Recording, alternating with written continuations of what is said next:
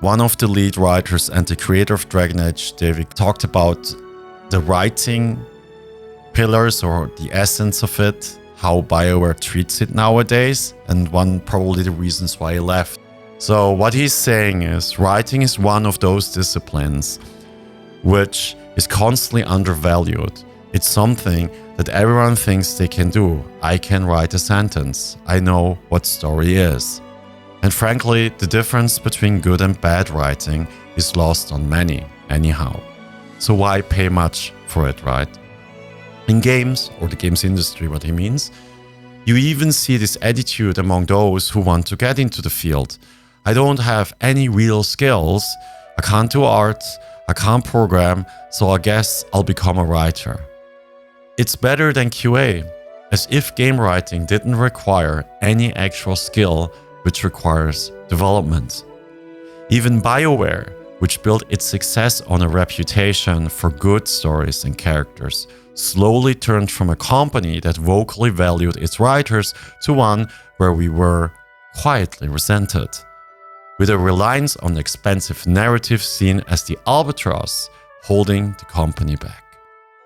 Maybe that sounds like a heavy charge, but it's what I distinctly felt up until I left in 2016.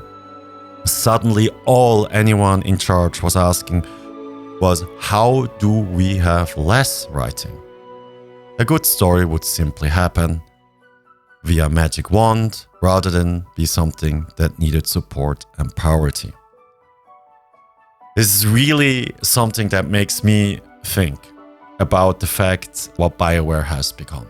Glossing over writing is always something interesting, or glossing over any aspect that is important to creating games when it comes to the caliber of a Dragon Age, which in stark contrast nowadays, Baldur's Gate 3 has shown us, Elden Ring has shown us that you can actually do something utterly fantastic if you wanted to. And just to say what writing actually means when people do it well. It starts with books, right? One of the most famous books out there is Lord of the Rings, written by J.J.R. Tolkien, which took years. It's a massive, massive library of thoughts, work, building that world that he did with Middle-earth. But what it sparked is so many people doing art and music. It even sparked cartoons back in the days, at least with The Hobbit as far as I know. Peter Jackson's Lord of the Rings, which in my book, even though it has a lot of changes in there, like Bombadil not appearing, how they adapted Arwen in the story, but in essence, it is still a J.J.R. Tolkien's Lord of the Rings, in my opinion, because I still think they were mostly true to the source and created utterly beautiful music, did a wonderful tour with the cinematography. I mean, the outfits, how much care they put in. If you never have seen the making of the Lord of the Rings, I definitely can recommend it. It is many, many hours, but it just gives you just a different sense of craftsmanship of something such as what Lord of the Rings is. And that is very true also from, in my opinion, with Dragon Age Origins.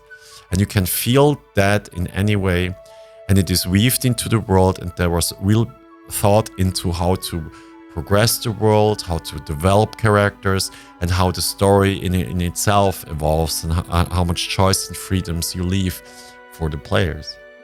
And that has changed. This is for me pretty clear. I mean, I hope obviously that Mass Effect, because Mass Effect 1, 2, 3 is one of my favorite games of all time, but I will not hold a lot of hope anymore for it, as I did maybe now for Veilguard and got punched in the face. So thank you again, Alice Spark, for it. And thank you so much for everyone contributing. Your comments really give me pause at some instance, good feedback. Leave some comments with the thoughts that you have. Let's have a discussion about it. Let's talk about it, how you feel when it comes down to what David Geider said. And see you in the next video or short. Goodbye.